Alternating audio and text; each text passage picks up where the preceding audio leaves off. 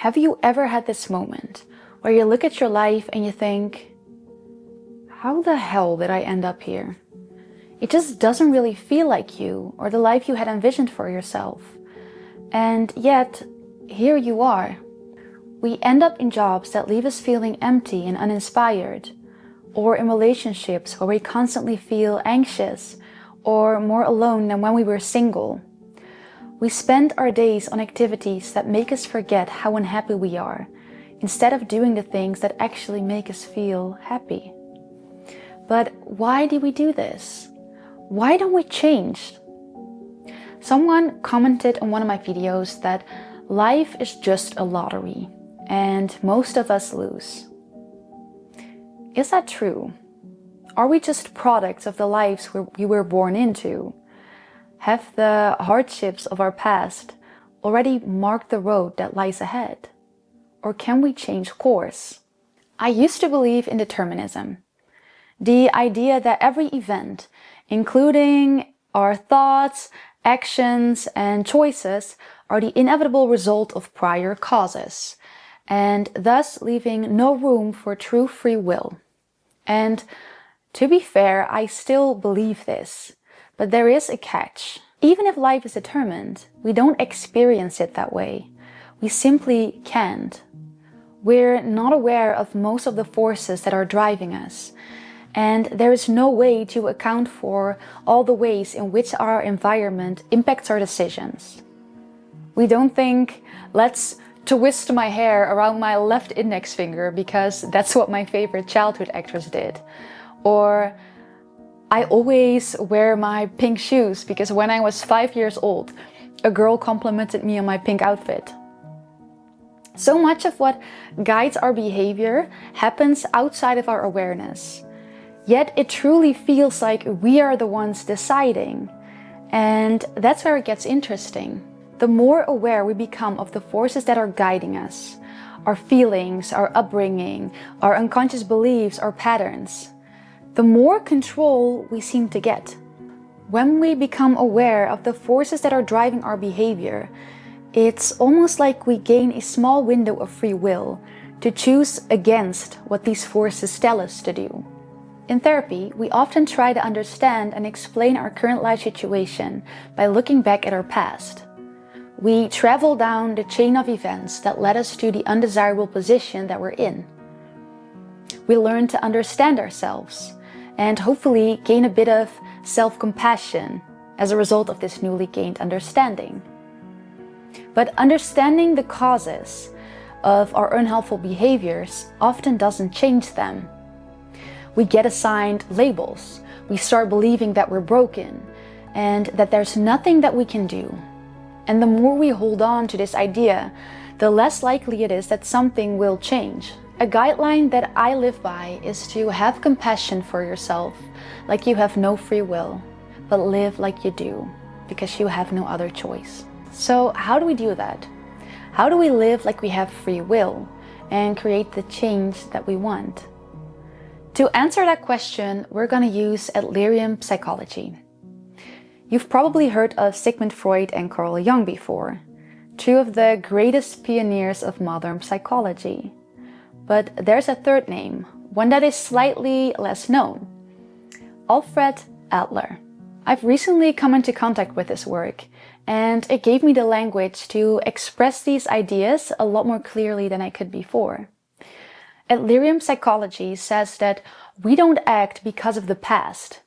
We act because of the unconscious goal that we're trying to achieve in the future. In other words, every choice you make serves a purpose, even if you don't consciously know what that purpose is. Remember the pink shoes example I briefly mentioned in the beginning? Say you always wear pink shoes because, pink is just your favorite color, or at least that's what you believe. Then one random Friday, your mom says, "Do you remember when you were 5 years old and that girl you really admired complimented your pink outfit? You felt so proud that day. From that day on, you refused to wear any other color." And suddenly it hits you. You're not still wearing pink shoes because pink is your favorite color.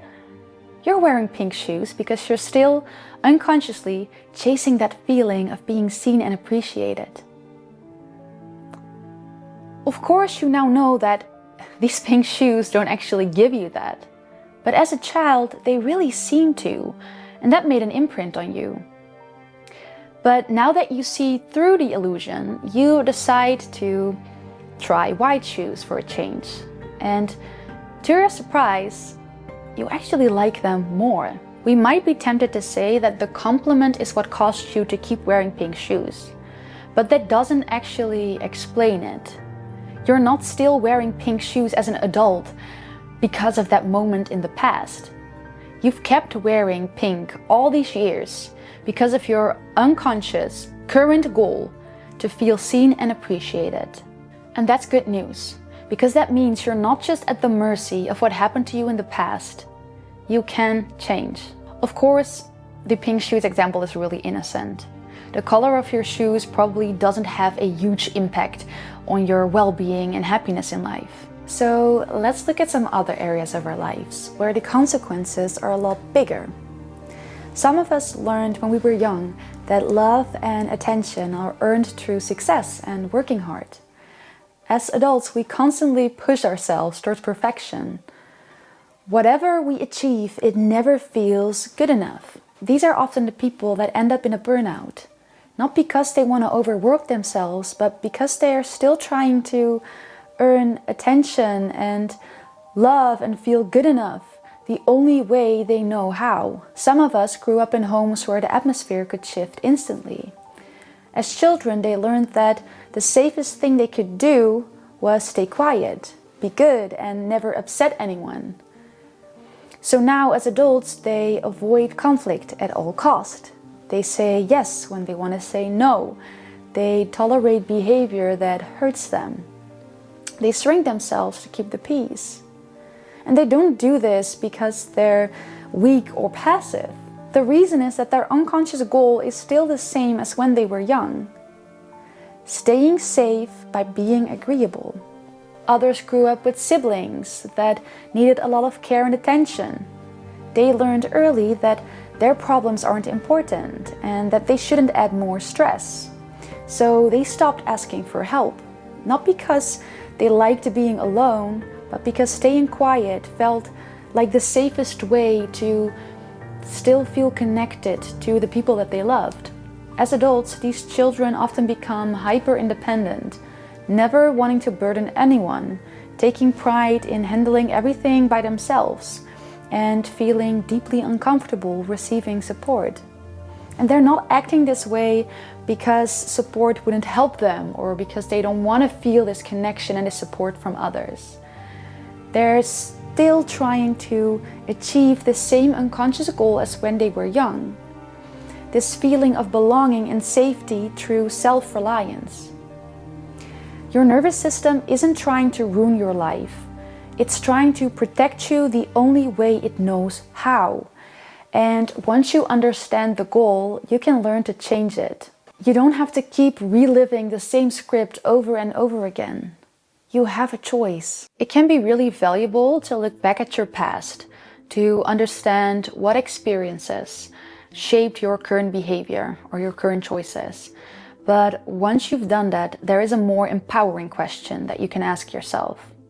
Instead of only asking what caused this behavior in me, ask yourself, what is this behavior trying to do for me? That question can help you move from the passenger seat to the driver's seat. And in order to take control over the wheel, you have to become aware of something that Adler called private logic, or how I like to call it, child logic. Child logic is the personal story you created in childhood about who you must be, what is dangerous, how to belong, how to avoid shame, and how to stay safe. It sounds like my emotions are a burden to others. If I don't perform well, I'm not worthy of love. I'm a bad kid and I cause pain, so I have to make sure I fix everything. Or if people would see the real me, they wouldn't love me anymore. These beliefs don't live in our conscious mind. They live in our nervous system. They become invisible rules that sit beneath every decision that we make. Our body remembers them for us. And here's the problem with that. Child logic isn't based on reality. It's the logic of the little kid inside of us that was trying to feel safe. And back then, that logic made sense. As children, we were completely dependent on the people around us. We needed love, attention, affection, and protection.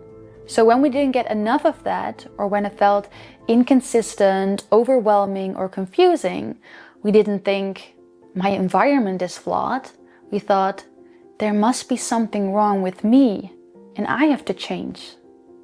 And this happens to almost all of us, even if our parents were kind and loving, because no parent can meet every emotional need perfectly, and every child interprets the world through the lens of survival, not logic. The contrast to child logic is common sense, or how I like to call it, adult logic.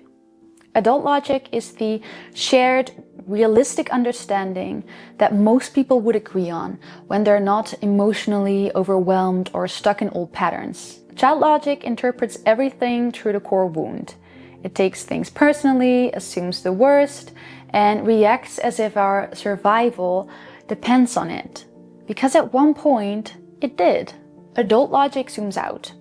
It brings in context, considers the other person's perspective, and brings nuance to the catastrophic interpretations that our child part jumps to. But guess which one is running your life? Child logic. Most of us are still acting as if we're that scared kid who had to be perfect, quiet, strong, or invisible to feel safe and loved. Once you start seeing this in yourself, you'll start seeing it in people all around you. The good news is that once we become aware of our child logic, we can learn to change the script. Child logic isn't just a thought, it's a felt reality.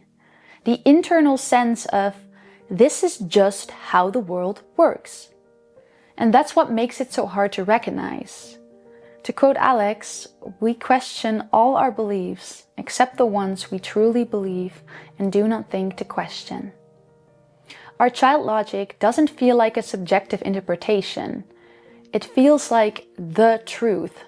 And because of that, you usually can't uncover it alone. We need other people for this. Someone who responds differently than your child logic expects. Someone who points out patterns that you can't see in yourself. Books, conversations, or videos like this one that challenge your long-held assumptions. Or even a therapist, coach, or psychiatrist that's trained to spot these unconscious beliefs and bring them into your awareness. This is also one of the core things that I do with my clients. Because when you start to see your child logic, you will start to notice it everywhere. And that gives you the opportunity to choose differently. Let's look at how you can do this. How you can step out of the fear-based story that your younger self wrote for you and write a new story that's in line with your values, with your actual needs and desires, and the version of you that feels authentic and true. After you've become aware of your child logic, you'll need perspective changing. For this, Adler used something called social interest. We tend to interpret everything in our environment through the lens of me. Child logic makes every neutral moment personal. Someone doesn't text back, I must have done something wrong. Someone gets distracted in the middle of a conversation with you, I must be boring. Someone gives you feedback, I'm a loser and I cannot do anything right. Child logic turns the entire world into a mirror that reflects your fears and insecurities back at you. Social interest, on the other hand, means shifting your attention away from yourself and towards the other person, towards curiosity about their experience, their needs, and their reality.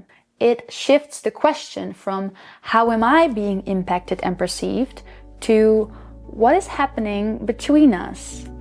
It asks, what might be going on in their world right now?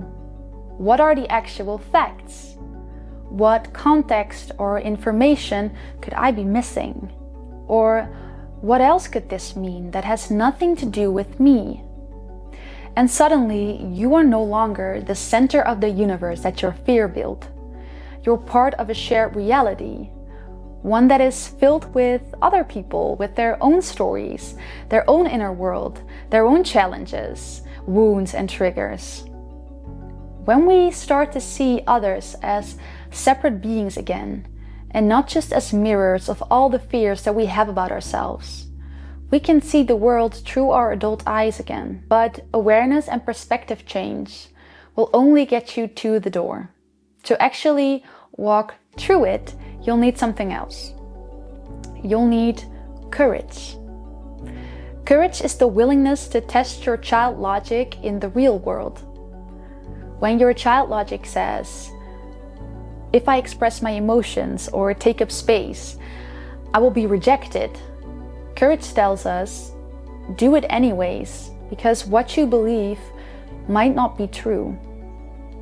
Courage is the moment you try a new behavior that your entire nervous system believes is dangerous.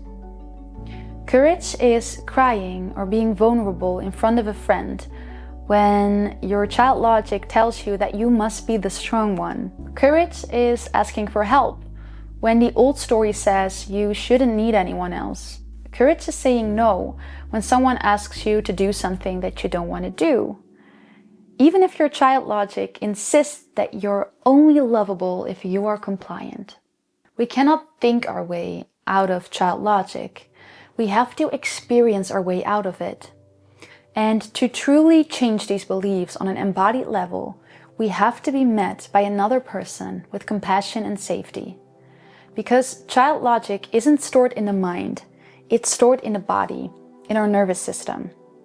When we start going against what our child logic tells us to do, this can feel really uncomfortable and scary, and it can bring up feelings of guilt, but that's normal.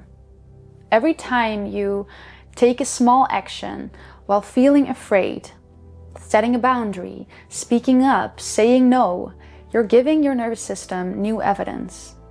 You're telling it, I'm not a kid anymore. I'm safe now and I can handle this.